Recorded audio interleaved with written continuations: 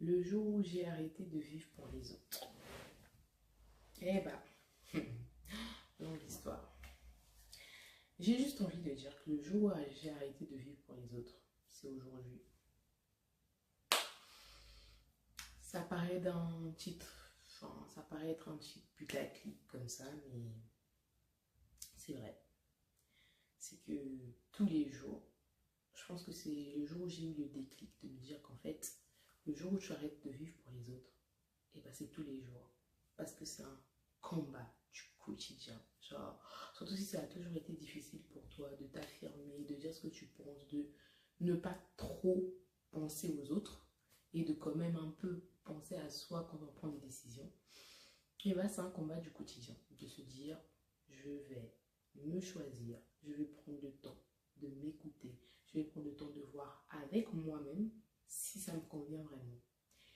Et je vais avoir le courage de dire non, de dire je ne peux pas, de dire aujourd'hui ça ne sera pas possible. Si je suis fatiguée, si je sens que je ne vais pas y arriver, si j'ai pas envie de le faire, parce que parfois tu n'as juste pas envie. Et je dis que c'est quelque chose de pas du quotidien parce que quand on a cette habitude, on a tendance en fait, notre habitude a tendance à reprendre le dessus, laisser ce que les autres veulent faire en priorité et puis s'oublier encore et encore et encore. Et moi, personnellement, j'ai eu le déclic quand je suis devenue maman. C'est pas que je me suis perdue, j'ai découvert un amour tellement immense que je me suis dit, je pense que je me suis jamais assez aimée.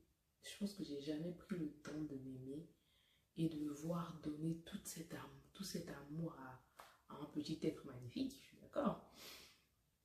Et je me suis dit, je pense que je mérite de me donner un peu plus d'amour, je mérite de me prendre un peu plus au sérieux. Euh, je vous partagerai un texte où je dis que mon âme, ma personne, c'est mon premier enfant. Et quand tu vois les choses comme ça, tu as plus tendance à prendre soin de toi. C'est tellement important. Allez, bye. Prends soin de toi.